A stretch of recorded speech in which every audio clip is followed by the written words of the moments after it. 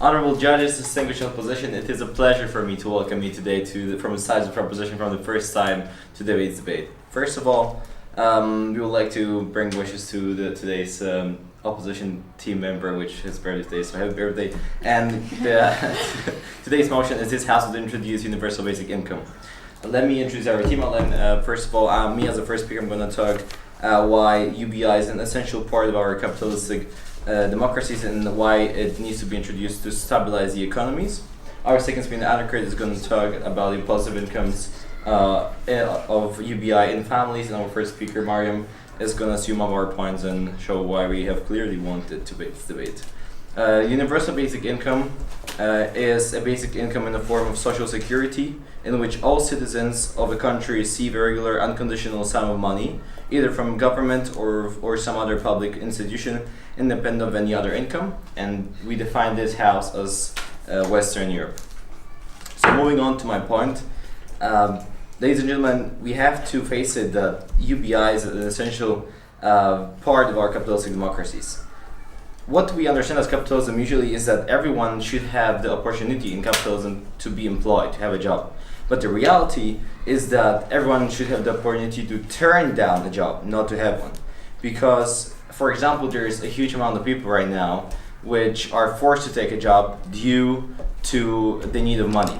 And if they do not have the opportunity to turn down a job, it is simply not capitalism, because it does not lead us to increased output, does not lead to success.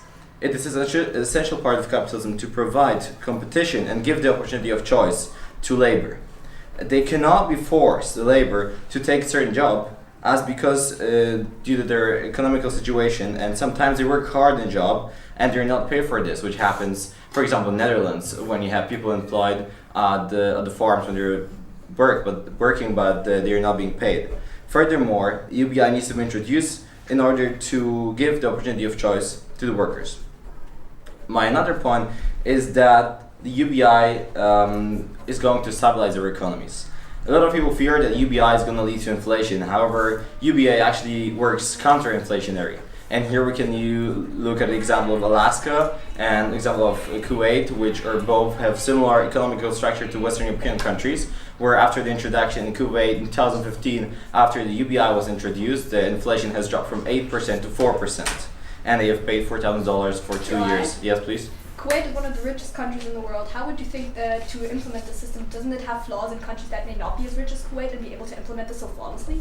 First of all, Kuwait is not one of the richest countries in the world, looking at the GDP per capita basis. And second of all, the economical structure of the Western countries is very similar to Kuwait. Kuwait is a bit more based on oil. However, countries such as France or Germany can still introduce UBI because of the strength of their economies.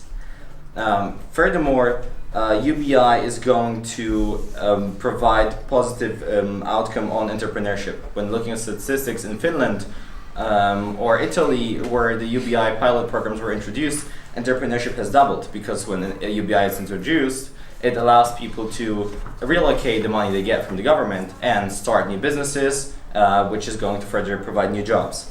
UBI also is used as investment. There were signs of 66% in investment in areas where UBI pilot programs were introduced. There were increased spending on goods and services in the economies. And what's very important is that UBI is gonna help us to avoid any negative consequences of unemployment and poverty. And very importantly, UBI also works against the structural unemployment, which is an increasing problem in our societies. In Spain, structural unemployment is at 16%, in Greece it's at 17%, in France it's at 10%, and in Italy it is at 9%.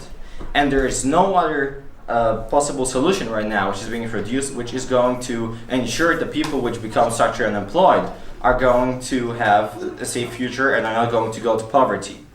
Theo? Yes? Is solving unemployment really possible by giving people money and taking away their incentive to work?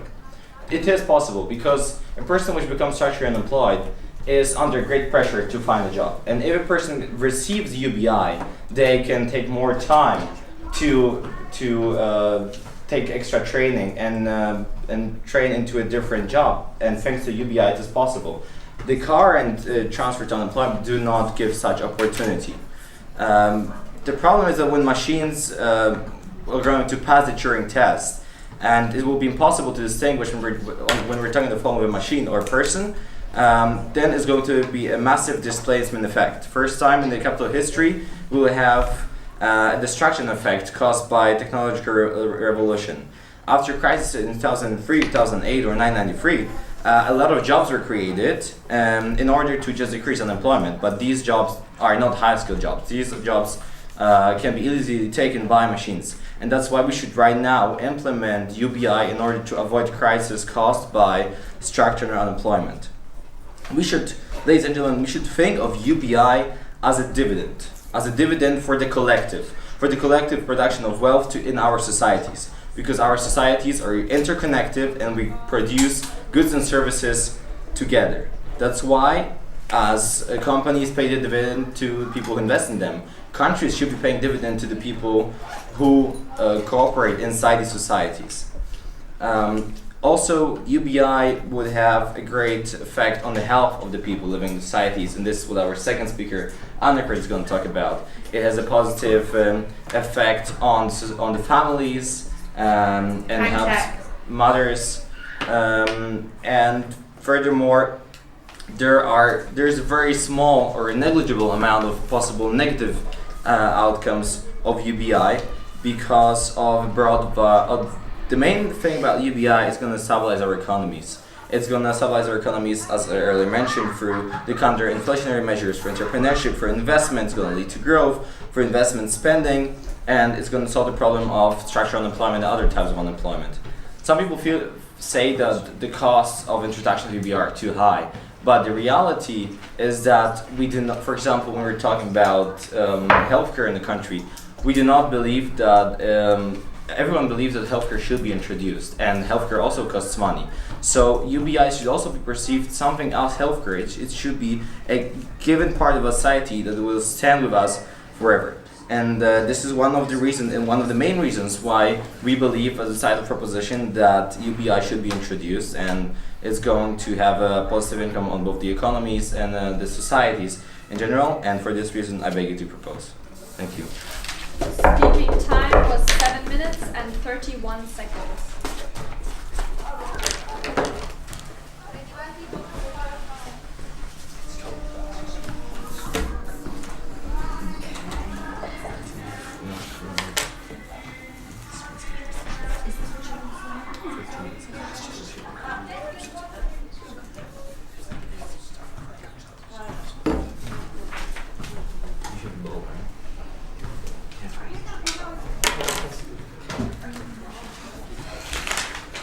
Don't forget to knock in. I did. Did you? I didn't hear you. So I'll do the hand thing next time, but I think it was too silent. I'll do it. okay. I didn't forget, I swear.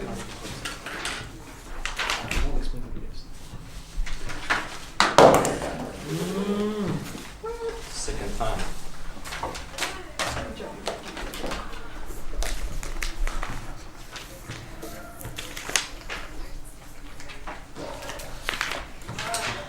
Okay.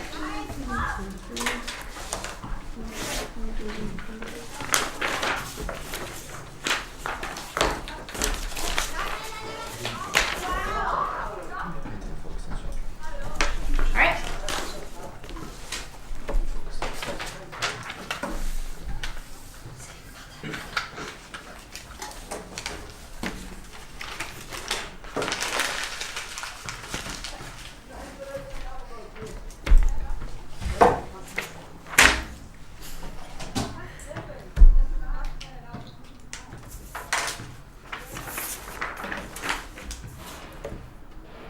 You ready? We're ready. Got it. Good afternoon, ladies and gentlemen. The mood for today's debate is this House would introduce a universal basic income. We on the Negated team believe this measure is a terrible idea and should not be implemented, as it holds many faults. So our first speaker, I'll be discussing the feasibility of implementation of this measure. My second speaker, Annabelle, will discuss the decreased incentive for work and risk of financial disparity it poses. And our third speaker, Celine, will sum up our case and rebut the affirming team's points. Before I launch into my substantive, I'd just like to offer some rebuttal to Carol's points. To be honest, his speech was a bit of a mess all the way from the start, given that he combined the government giving people money, a highly socialist policy, as a key part of our capitalist society. Nice one. Also, he mentioned that one example of a universal national income being implemented in Kuwait. Also saying that, Kuwait's not one of the richest countries in the world or anything. For information? No. Despite the fact that it is one of the richest countries in the world, off of, ludicrous oil money, that makes it a ridiculous outlier and not a valid example. Also, the idea of putting in a universal basic income, as proposed by their first speaker, seems to be to stabilise the economies, as they've claimed, by putting huge financial strain onto the economies by the amount of money that is required to implement this sort of policy. Also, he said that it would help solve unemployment. I fail to see how you solve unemployment by paying people to stay at home and removing any incentive they have to go to work. So anyway, on to my substantive. So while the idea of granting everyone a universal wage is certainly a noble one, it is sadly rather more difficult to implement. The root of this difficulty largely stems from the astronomical funds required to implement such a programme. The amount of money required to provide every member of a population of a nation with a living wage are enormous, so enormous that they just become unfeasible. For example, if we take an example of, say, giving a basic income of $10,000 a year, a conservative estimate in the United States, that country would need to raise $3 trillion a year to fund this, which as it stands is more than 3/4 of the entire yearly federal budget. Also, even in smaller countries, this would still be a huge problem. For example, Switzerland proposed and rejected an offer to implement UBI, giving each citizen 30,000 francs a year. Yet, if we calculate this all out, that would come to 249 billion Swiss francs, which is a third of the Swiss gross domestic product. Point of information. All right.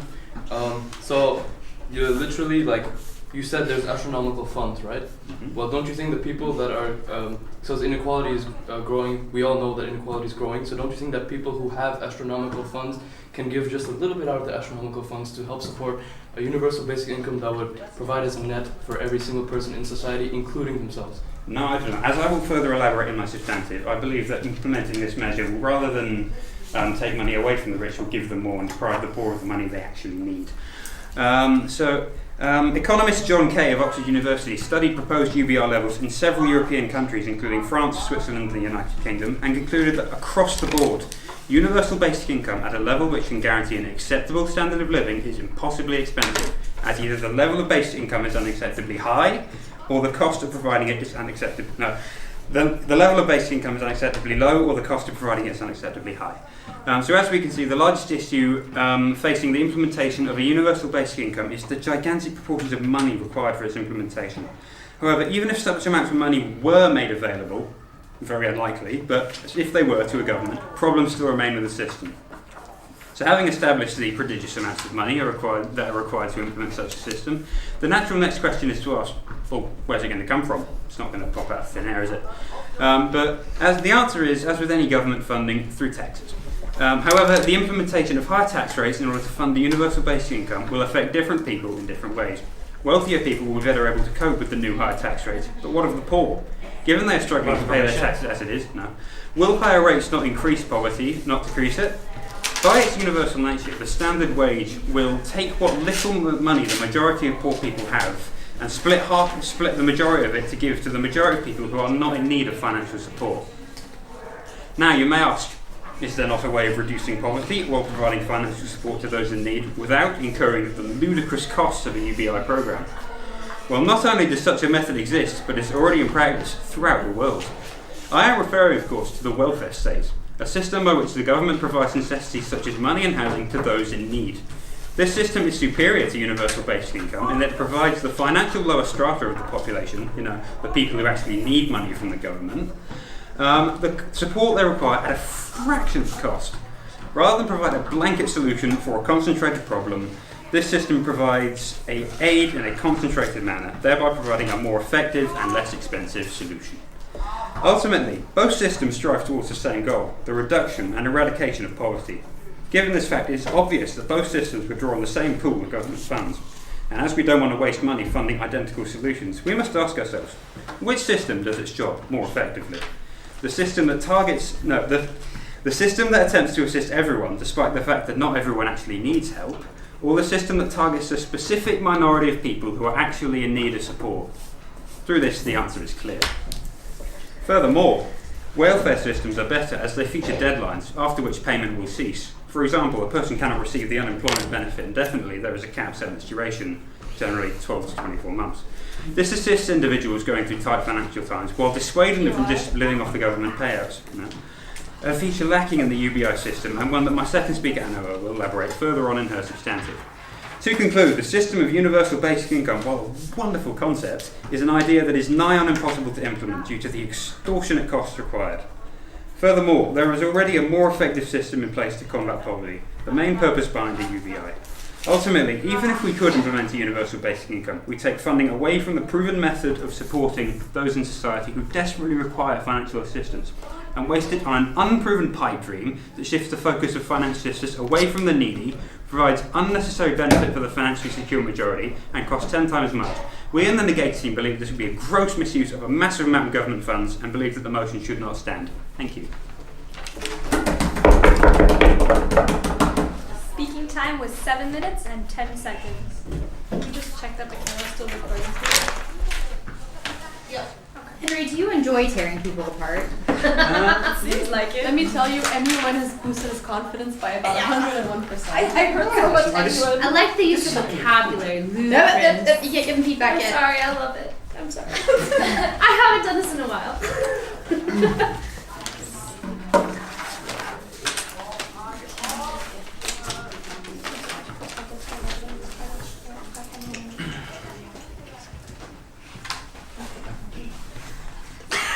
Edgar looks really dismissed.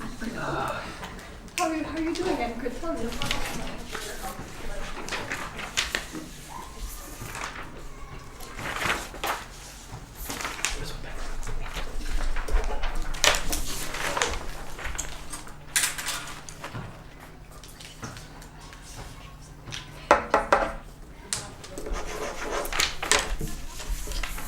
You ready?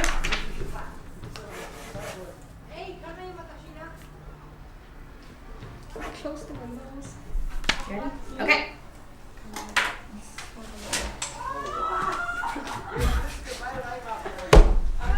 Taking off your jacket. Thank you.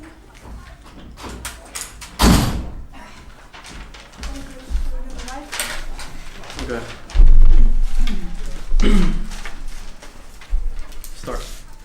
Good afternoon again, ladies and gentlemen. It's my pleasure to welcome you again, once again from Side Proposition. As second speaker, my role is to explain all the faults of this first speaker of opposition, and believe me, there's a lot. But before I do this, I would like to clarify a few things. First of all, that Carol never said that, we never stated how much exactly the universal basic income would be. This house would introduce a universal basic income. Nowhere on that board does it say that we would actually state the physical amount. So the fact that there's astronomical funds, you can't just bring out a statistic out of nowhere if you don't even know what the value of the universal basic income is. Now, also, Henry has also stated that there are existing measures that are clearly, according to side opposition, that are better than the universal basic income. Well, to that I just have to say that if the existing measures haven't worked, if they did work, then inequality would no longer be growing at astronomical levels, would it? POI? Yes, please. But don't you think, as Henry has said, implementing the system would just rather make the gap between the rich and poor grow by giving the rich more money? time? No, it's not. I checked. No, Good. it wouldn't, and I'll explain later. So, second of all, Henry has also said that a universal basic income would deprive the poor, which implies that the rich wouldn't agree to being taxed these great amounts. Well then, would you care to explain why Mark Zuckerberg in his speech in Harvard in 2017 said that he wanted to explore, quote unquote, explore new ideas such as the universal basic income? Mark Zuckerberg, one of the world's youngest billionaires, just wants to implement a universal basic income. Why not? Why? No thanks. Richard Branson as well, and Elon Musk, both, and basically the whole of Silicon Valley vehemently support a universal basic income. So clearly, all these, the combined wealth of these people is more than enough to introduce a basic income that is sufficient enough to tackle all the problems, and I'll explain exactly which problems they will tackle later on. Furthermore, Henry has said that how about we provide only to those in need? Well, I don't think the side opposition realizes just how easy it is to lose wealth. You know, it can take years, decades even of hard work and dedication to accumulate wealth, but it takes 1 second to just lose it all, just like that. And so a universal basic income will serve as a net to catch anybody who falls off. That's what the universal basic income is. Now, I'd like to move on to my own points. Chief of which being that the universal basic income ensures stability of the family unit, which therefore makes society stable. We've heard this story too often. A single parent who just got divorced and is now having back pain helping her one single kid. The fact is, we all know the family unit is falling on a declining ramp. Fertility rates are at an all-time low. 1.45 in Germany, 1.44 in Italy, 1.81 in the United Kingdom. Clearly, these figures are all below the sustainable threshold of 2, and clearly parental leave and other measures which side opposition clearly loves, which aren't working by the way, clearly they're not working, and something must be done to remedy this situation. Furthermore, the families that are existing are becoming more and more unstable. The divorce rate in Germany is at 41%. UK, Norway and France, all three of them at 42%. Holland, 53%. Belgium at a staggering 70%. These numbers are only increasing. So, my question is, where has the peace and harmony among family members in a family unit gone? Well, what can we deduce from these statistics? One thing, we know that Western European families clearly aren't very good at marriages. But on top of this, we know that the family unit is clearly becoming more and more unstable. So let me explain just how crucial a stable family unit is for not only for the family itself and their well-being, but also for society. So if each member in a family has enough care, emotional support, then this emotional support can translate into resilience. And this quality of resilience will be essential for a stable society because they can bring, the people who have been raised like this can bring that quality out to society and become more productive members. Furthermore, it can help develop strong bonds between family members. They'll be able to tolerate their differences more. And then this attitude can be brought to society to live more harmoniously. Now, we've established that there are less kids, no thanks. And there's more and more of these kids are growing up in unstable families. So how does the universal basic income help in this situation? First of all, the universal basic income makes all forms of integral work deserving of pay. So the fact that Henry said that there's no incentivization to work doesn't make sense, because actually there's incentivization not only for paid work but for all forms of work, and this includes for parenting children. Additionally, Mincome, a Canadian Mincome, a Canadian universal basic income trial, has found that emergency room visits for domestic violence decreased during the universal basic income trial. Both parents could spend more time with their children, and they reported even less stress. Therefore, the universal basic income leads to stable families, and therefore, since I've explained how a stable family would lead to a stable society, leads to a stable society. It's a form of economic security that makes people have less stress, and as the statistics have shown, it also brings it brings more harmony to the family. Furthermore, yeah, sure. Will the stability created by this supposed family stability not be offset by the economic instability of taking millions of workers away from the workforce? We're not taking millions of workers away from the workforce. In fact, Carol explained for 8 minutes how it actually helps people get work, so that argument doesn't stand. So now I'd also like to mention that incentivization for raising a family will also lead to higher fertility rates, and this can lead to economic growth because there's no economic penalty for becoming a parent, and so the society as a whole could benefit from this possible future demographic dividend, and the next generation of Western European countries are kept alive, all because of a regular unconditional sum of money, all because of a universal basic income. Now my second point is that all of this would lead to an improvement in health. A universal basic income would lead to an improvement in health.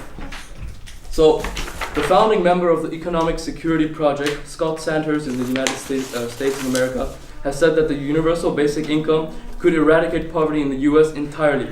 Now, if the universal basic income has the power to eradicate poverty, then all the negative health effects that come with poverty will disappear with it. The economic security acts as a net to break out of the poverty cycle. People in poverty will then have a higher disposable income, they'll become more productive members of society, they'll have a higher human capital, and then all of this will lead to better access to education and better health care. Also, this improves the welfare of everybody in society, and this is also supported by research. Trials show that less anxiety in recent universal basic income trials show that during the trial periods there have been less reported levels of anxiety. They've made people afford life-saving medication. They've improved sanitation. There's less mental health diagnosis. So, ladies and gentlemen, I think it's quite clear that the universal basic income is not only good for health, the economy, and for the family unit and the revival of the family unit and the future generations being kept alive, but that it's beneficial for everything. And ladies and gentlemen, I'd like to end off on a note with a little analogy. Let's say that the flaws of capitalist society are all on a bridge. Upper class, lower class, middle class alike. Wouldn't it be better for everyone if the people who had the resources to spare helped build a net so that themselves and the people on the verge of falling off the bridge, aka the people who are close to falling through poverty, will build a net that catches everybody and saves everybody? With a regular unconditional sum of money would help achieve just that, and universal basic income will act like a socialist net that will mitigate the effects of the negative effects of capitalist society. By the way, what Carol meant to say was that a universal basic income would be a socialist measure that will help with the flaws of a traditional capitalist society. Not that it's part. He said it's an essential part to mitigate the effects of negative parts of capitalist society. Thank you. Speaking time was 8 minutes and 55 seconds. Maybe I should add the point for that. Ready? Okay. Good afternoon, ladies and gentlemen. For the second time, I welcome you from side opposition for this debate. As a second speaker, I will state my substantive as well as start with my rebuttal to what the second speaker of the proposition, Annegret, has said. I'm going to start with my rebuttal.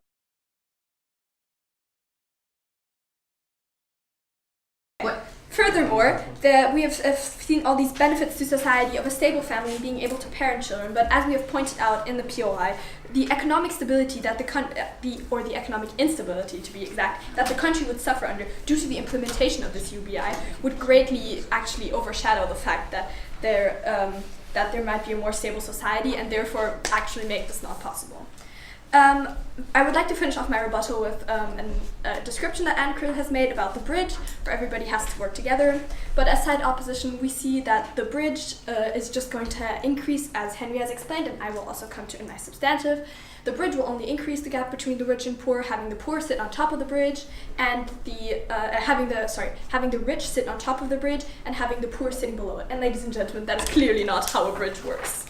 So, coming to my substantive speech. During this debate, we have heard a lot from side proposition about the great concept of a universal basic income and how it's supposed to solve all our horrible, horrible problems. And side opposition would really much like to find a solution that is achievable, but at the same time, we have to remind you to stay realistic. In his speech, Henry has shown you the flaw concerning the feasibility of this project, and I will, in my following substantive, continue to demonstrate the obvious weaknesses of this motion that would make its implementation its downfall. In my speech, for the many problems that there are with the UBI, I aim to specifically address two of them. I will further expand on Henry's point of the misallocation of money through this UBI system and present my own point, which will be that, if this motion were to pass, there would be a clear decrease in people's willingness to work. Hence, coming to my first point, which is the logistics of this motion would not benefit the poor, but rather further harm them. As the first speaker has already mentioned in his point, If this motion were to be implemented, the country in which it is happening will have major expenses in order to cope with the sudden financial strain put on them. There are already measures in place to aid the poorer spectrum of the country to deal with certain aspects of their lives, but oftentimes the government will abandon these measures in order to give the financial backing to the Universal Basic Income Program that will allegedly help the poor as well as the measures before have. However, what needs to be highlighted during this process is not that the bottom third or the bottom two-fifths would benefit from this. Rather, the wealthier people of the country are actually profited by this. To explain this, a person whose income may be borderline minimum wage may have received help or aid such as food stamps or medical assistance in order to help them get along. But when this program was implemented, so this UBI, this motion would pass, these extras would not be available, and even though the person would still be receiving a UBI, so would others. And it's precisely these others that earn more than the average person. The word universal in the phrase universal basic income states that it will be distributed to everybody in this country. Point of information. Why? Yes, please. So the reason that it's distributed to everybody is because, like I explained with the net analogy, that it will help save anybody who ever has a chance to fall into extreme poverty. So that therefore it's needed. And the people who are rich at that current moment, who pay the taxes out of their own Yes, pockets, thank you. are paying Yes, for themselves. I started speaking. You have to stop. The thing is that we have measures in place at the moment that are actually targeted towards the bottom fifth of the people that need it at the moment. Once one of these persons maybe loses his wealth or there is something that happens to them, that measure will also be taking place for them. We do not need a measure before this. We need a measure when this happens. So, additionally, it is significant. Why would we give an additional amount to citizens who do not need it? The opportunity of the cost of this word would be taking away other forms of aid that have legitimately helped the people. Additionally, it is significant to mention that the money does not always solve all the problems. There are numerous other problems and numerous other ways that contribute to the poverty in the country that universal basic income does not address, a few examples being addiction, poor health, and lack of skills. Moving on to my second point. A universal basic income greatly negatively impacts the economy and decreases the motivation to work. An income is something that should ideally be earned. It gives people the encouragement to work and flourish while accomplishing their goals. Yet, if the government just blatantly pays the citizens for no reason, they will see no reason to look for a job or even continue their occupation.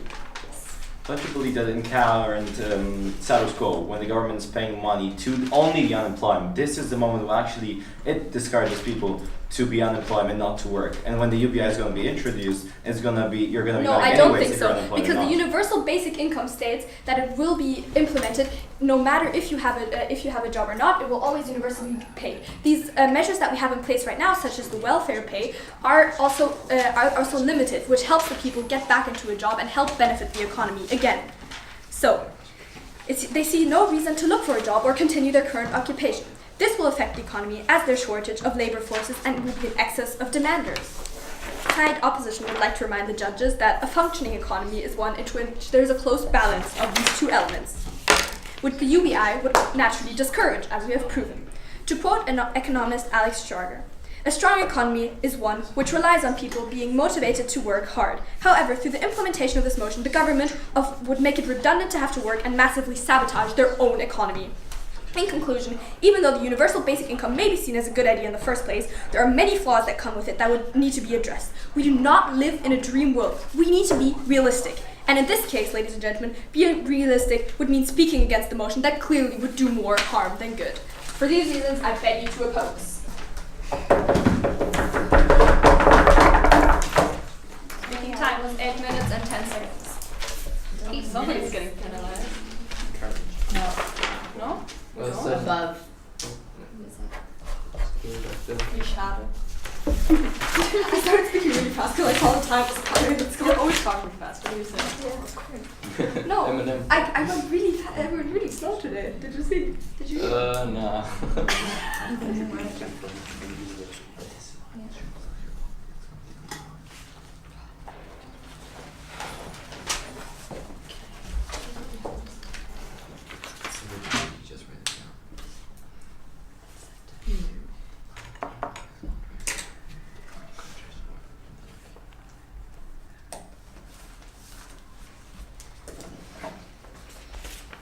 You ready? Okay. Paper. You want more? No, I'm right next to it. Never mind. Do you need more paper? No, I'm good for now.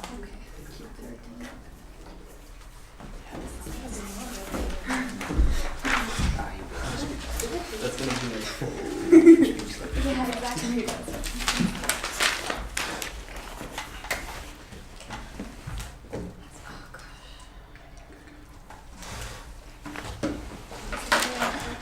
Are you guys recording that? Hold up. Sorry? Oh, yes. Hold up. Oh, sorry. You ready? Yes. Everyone. Okay. Ladies and gentlemen, I would like to welcome you for the third time from Side Proposition. As a third speaker, I'll be summarizing our debate today, and I will also be addressing rebuttal at the second speaker of Side Opposition. First and foremost, Annabelle, the second speaker, said that as we have not predefined a quantity, that the UBI is therefore not feasible, yet we are not able to predefine a quantity of the UBI that will be rewarded to the people because it will vary from country to country, and therefore such statistics would not be admissible. Second of all, their main point throughout the whole debate was that there are already existing measures that are taking place that would help with the welfare and are there to eradicate poverty, yet you must consider that had these measures been effective, we wouldn't even have a gap between the poor and the rich in the first place.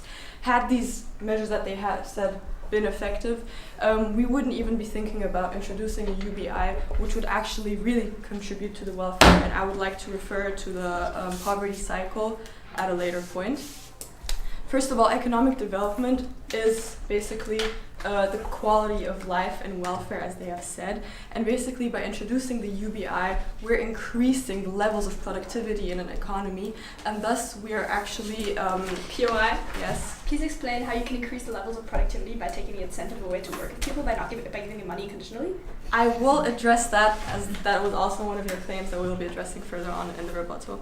Higher levels of productivity will then lead to higher levels of human capital, and therefore to higher levels of education and healthcare, once again, which is the point of our second speaker, which would be improved health throughout the economy as well. First of all, there would not be economic instability because, first of all, the incentive, as I will be addressing now, would be first, there is no economic penalties for parents. Second of all, in countries, as our first speaker has stated, in countries where the UBI was implemented, the rate of unemployment has not risen. It has actually decreased, as he has already introduced in his first speech. Furthermore, there will not be decrease in the work labor force, or as you call it, because there will be no economic instability, because there's an incentive for people to actually be more productive and refer please to the poverty cycle once again. Furthermore, they will have major issues with financially backing the UBI. POI? First of all, yes. Once again, why would there be an incentive for people to be more productive in the work or labor force if they're just receiving money without doing anything? I will clarify once again furthermore. Another point that was made by Side Opposition was that there will be major issues with financially backing the UBI. First of all, as I want to mention again, the funds that you keep referring to that are already set in place, instead of keeping these measures that you're taking, we could reallocate the funds that are supposedly already contributing to the welfare of the economy, and these could be reallocated and thus be invested in the UBI, and that would be used to implement the UBI effectively. Furthermore, going back to our analogy of the bridge, no thank you. The rich will be on the bridge and the poor will be below them, but they will be hanging in the net that the rich have provided them with, because the UBI serves as a social security for everybody. Thus again referring back to our point about POI. No thank you, about structural unemployment. Because people have been made redundant, and therefore the UBI serves as a social security net for the people. Furthermore, we don't want to set we don't want to put a measure in place that is going to take care of a problem once it's occurred. We want to prevent it from happening in the first place, and we strongly believe that the UBI serves as such a measure instead of just waiting for people to actually drown in poverty and then potentially help them out, because clearly it is not helping and clearly your measures are not being efficient. Furthermore, we would also like to clarify that we mentioned our Silicon Valley because we want to show that rich people are, as a matter of fact, willing to allocate their own resources and are willing to give up astronomical amounts of money, as you so call them, to help set up this net, as you call it, where the rich people will be on the bridge and the poor will be below them. That was all for my rebuttal. I would like to sum up our points from side proposition. Our first speaker, Carl, defined the UBI, which is basically comes in a form of social security. Our main point was that the UBI serves as an essential component of our capitalistic democracy. Yes, the UBI serves as a socialist measure. It is not an actual socialist democracy or anything.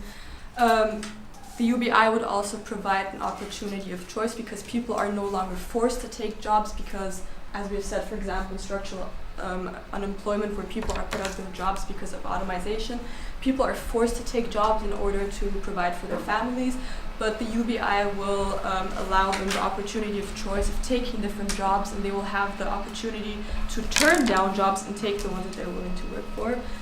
Furthermore, we have also shown that it works counter inflation rates and there will not be economic instability as a result of it.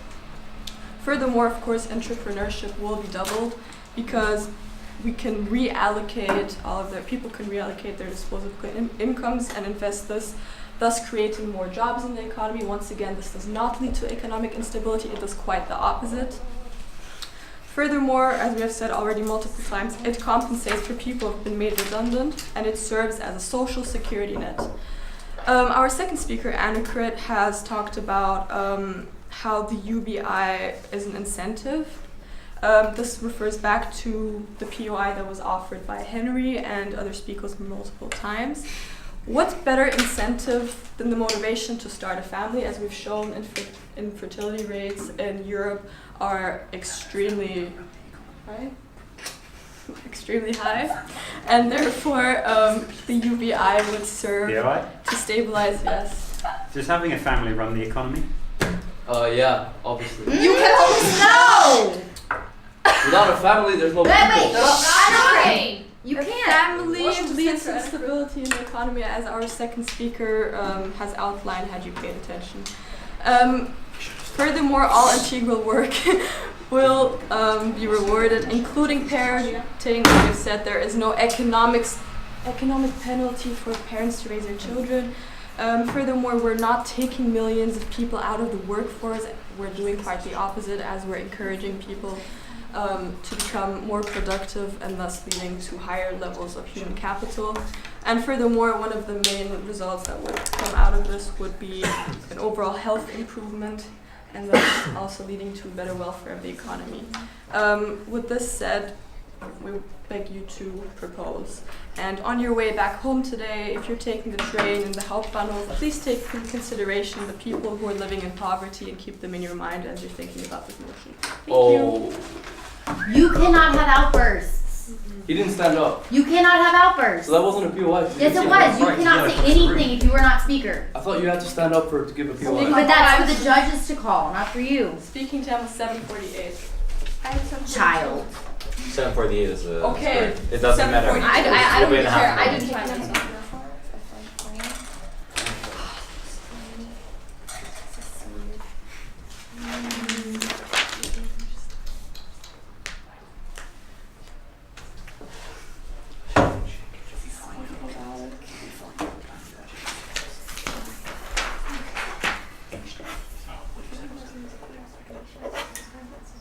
They've been paying attention.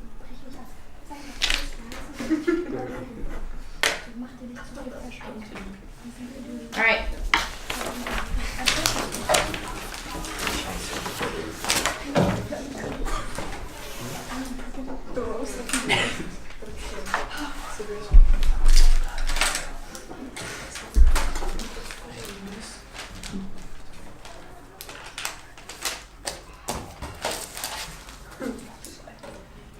Who's keeping time? Amber?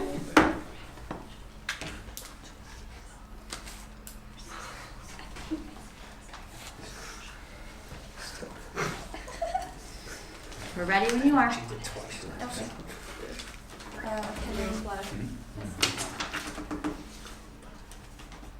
You use that one? No. Oh, you just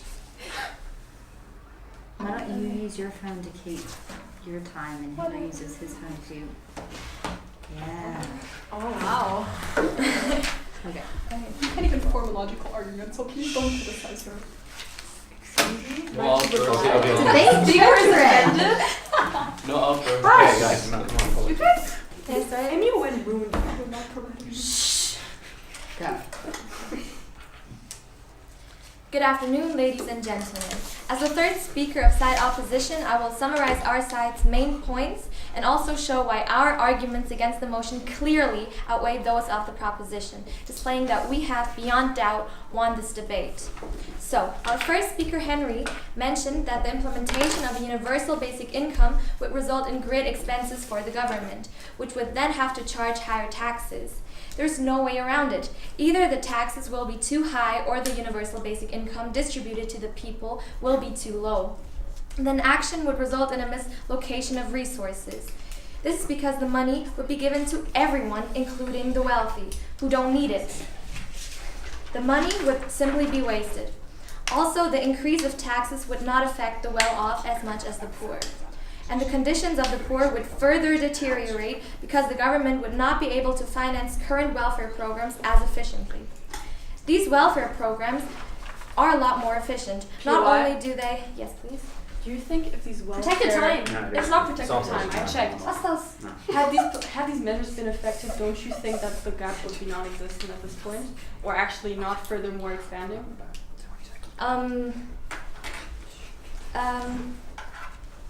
You can ask her to rephrase. Can you rephrase that? Do you believe, had the measures that are set in place to improve the welfare or eradicate the gap between the poor and the rich been efficient, that this gap wouldn't be expanding furthermore throughout the years? As you stated that these measures are being currently Just efficient. respond. No, I don't. And I think that the welfare, the poverty can't be solved by just giving people money, and the welfare programs also give them food and shelter, which would solve poverty a lot and decrease this gap you're talking about a lot more than just giving them money. Yeah. They're also less expensive than the universal basic income. And next, our second speaker, Annabelle, declared that the implementation of a universal basic income would result in a lack of motivation to work, which would lead to increased unemployment. Think about it. Would you be willing to dedicate hours and hours away from home working, even though there's no need to, as you will receive, let's say, 10,000 euros annually anyways? Point of information. Yes, please. So first of all, you're just pulling these numbers out of nowhere once again. And second of all, that you said the taxes are too high, but I explained, and you said the rich don't need it, but I explained to you how easy it is to lose wealth, and so that everybody needs it. Yes, but as soon as these wealthy people lose their wealth, they will be supported by welfare programs. So, less employment means less labor capital, which decreases production, creating excess demand and causing market failure. The GDP of the whole country could even decrease. Excess demand could lead to increased prices, which harms who? Exactly, the poor. So why would you sabotage your own economy by discouraging work? UBI would cause more harm than it would do good.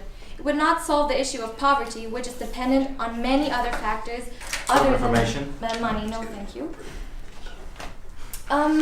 Team opposition stated how we have a capitalist team proposition stated how we have a capitalist structure in Western Europe, which should give opportunity to people to turn down jobs and give them a choice. However, we don't think that the capitalist system is based on giving people money, but on giving them an incentive to work. They also said that it would stabilize the economy. However, we think that the opposite is true, as we would create a huge burden on society through taxes. Entrepreneurship and unemployment, as they said, would not increase. It's because the incentive, again, to work would decrease by paying people we're giving them the opportunity to stay home, and we are taking their incentive to work. Point of information. No, thank you.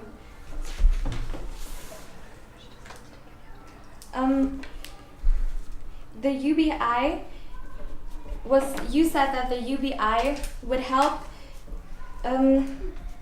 parenting, and stable families would create economic stability, but we don't see how stable families would contribute to economic stability. The UBI. No, thank you. We do not believe that, as you said, the universal basic income would solve poverty, as other factors other than money are essential for fighting poverty. And by giving the UBI to both the poor and the rich, it wouldn't really make a difference, and the money received by the poor would be discredited as the rich receive the same. Carol's POI said that he asked that if the welfare state doesn't encourage people to become unemployed as well, but it perhaps might, but wouldn't the UBI contribute to the same problem, but just on a universal basic level?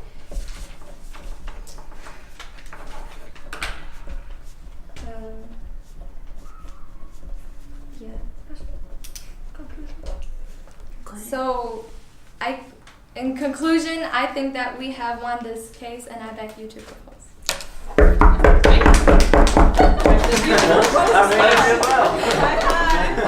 Celine, that's much better than the last time you did. Thank you so much. We got It was so much better. She begged us.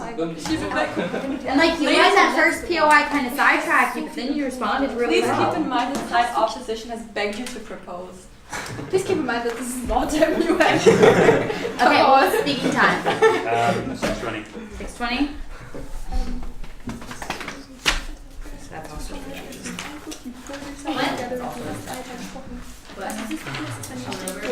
For strategy? No, she's too far under for strategy. I'm looking for a third C, but I can't come up with anything. You were good. Celine, that was so much better. I know, right? Celine was already MVP. Can I use some 4 minutes. Are there POIs? No. No. Yeah. Protected. Fully protected, thank God. POI stress me out because I have to write so much down. It's so hard. Like, POIs really stress me out. Is it because they appear out of the blue? It's because I have a running commentary if you're debating. When a POI happens, I have to like sidetrack. and then I lose what I'm writing. Yeah. Like, wait, what was I just saying? Am I writing? Tell us if it helps. It's gonna be like. Yeah, we don't do that. I'm hungry. For me, say. That's not how many times you said incentivize. Roasted away. It separates. Hey, Annabelle, we're gonna count how many times you're gonna say incentivize. Please don't say Okay, what are you? You're House, please come to order. Well, we're not sure. They're slightly confused on that. I mean, no, they're not confused. They're just aware how great our arguments are. No, I'm done with my speech. Oh my God! Stop immunizing. It's an addiction. Yeah, it is All right. overtaken. I swear to God, Anna-Crit, if you lose a debate because you have an outburst like that, I will murder you and I thought send it your was body okay. to immune. I thought it was only because you didn't stand up. Alright, we're ready. Alright, guys. You're ready for this. Yeah. Beg you Okay. to propose Annabelle. Great. Annabelle's having a good day. Alright, we're ready. Sorry, great day. What is it today? I don't know. Good afternoon, ladies and gentlemen. My name is Annabelle, and for the last time I would like to welcome you from side opposition for this debate. My job as a reply speaker is to take a step back and look at this debate relatively objectively, and then clearly show you why opposition has taken this home. So, first of all, I would like to use the view of the step back view of the two worlds in order to show what this motion would look like in two worlds if this were implemented in side proposition's world as well as side opposition's world, where the motion does not pass. Coming to side proposition's world first. Economic instability is in the matter, as there are thousands and thousands of money euros in funds that need to be taken in order to finance and back this UBI program. There are people that feel the need that they do not need to work because they are unconditionally receiving this pay. There is a failing economy. There's no suppliers that will supply anything. There are always demanders, but there's no equilibrium. There's nothing this economy cannot work. Then, if we look at side opposition's economy, what is happening right now, there is already, as 1,000 times stated in this debate, a safety net in place. And this safety net is for the people that need it. The funds are allocated to the people where they are needed. People who are in poverty, people who do not have a job at the moment, or people who are financially unstable. The programs are based on need, which side proposition, by the way, has never shown us how these programs that are based on need are based on the people in the lower 2/5 of the income. How these are actually failing. We admit that the current system might have its flaws, but we have showed that the UBI is horribly, horribly worse and will cause such economic failure that this cannot work at all. Furthermore, side proposition has not met their burden of proof. They have not shown how the status quo, these current measures that we have that are need-based are in need of change. We have seen no tangible reason of this, ladies and gentlemen. Also, clearly, the affirming team has no clue about what the economic effect of this little fantasy world that they tangibly want to create, given the claim that their blatantly socialist policy of paying everyone is a crucial component of their capitalist society, quote. Coming to my conclusion, the negative effect of this, if the motion should be implemented, the negative effect will overshadow all the so-called positive effects that side proposition has stated for us. We, as we are debating here, we are debating about a real matter that is happening at the moment. And even though we really aim to find a better solution that will help many people, we want to help people come out of poverty, we have to remain realistic. And remaining realistic in this case means not choosing the solution that will further make the problem, that will further increase the gap between the rich and the poor, therefore causing economic instability and not giving an incentive to work and making the economy fail.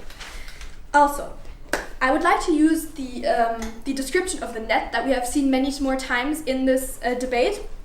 In our world, if the motion does not pass, we have a net to catch the people that need it. However, inside proposition's world, this net becomes a trampoline. It helps the people who are already rich and who do not have any need for this money, who do not need any financial backing.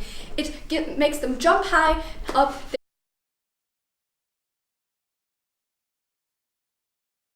It's a pleasure for me, ladies and gentlemen, to welcome you for the last time from the side proposition to today's debate. And let me sum up the arguments of both sides and show why the side proposition actually won a debate.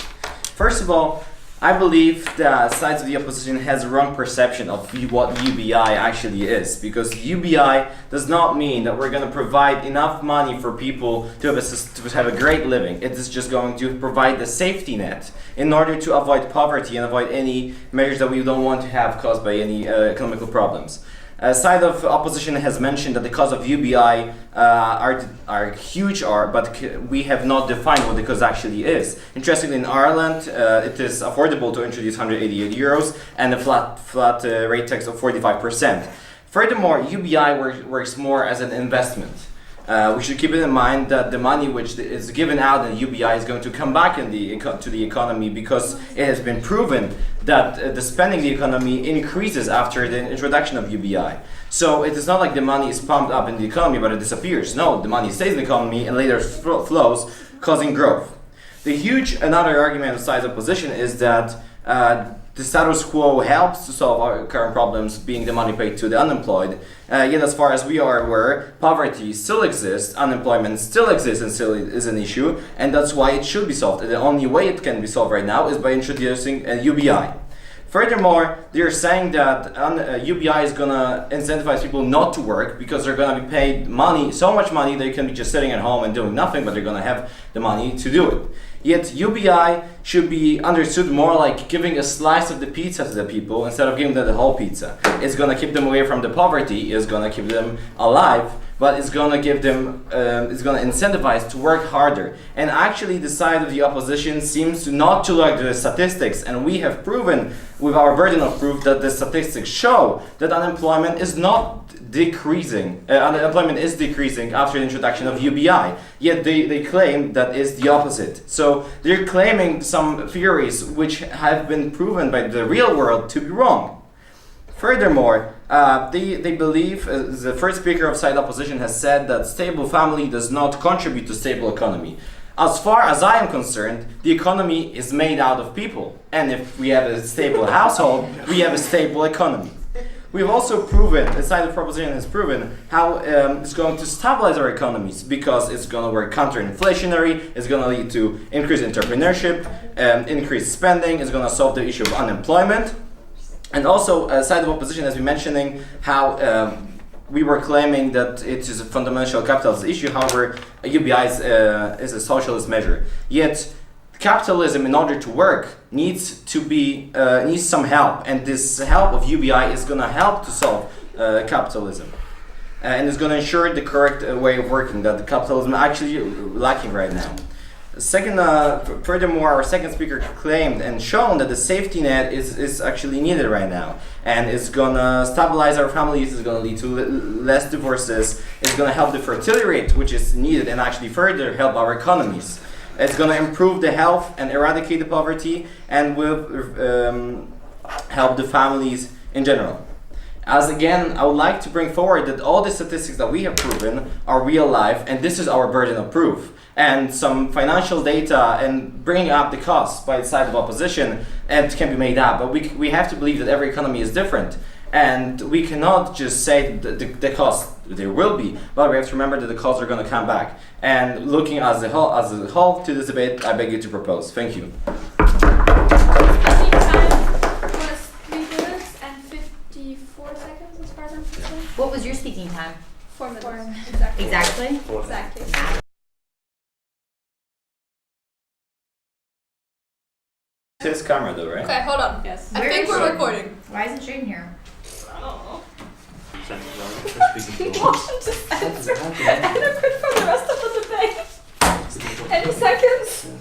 Any Due to clear objections? majority, this motion Clear passes. majority. Annegret, you have now been censored. Why? Wait, does that work? No. Opposition, please come to order. It's an everybody. Oh, okay. House come to order. Opposition, please come to order. Are you sure? Maybe it doesn't just show it the entire time, you know? It should say No, back it stopped recording. It stopped. It just started over. When did it stop? Probably when we blamed. Shit. Oh, I started it again. Did I stop? yeah, you stopped.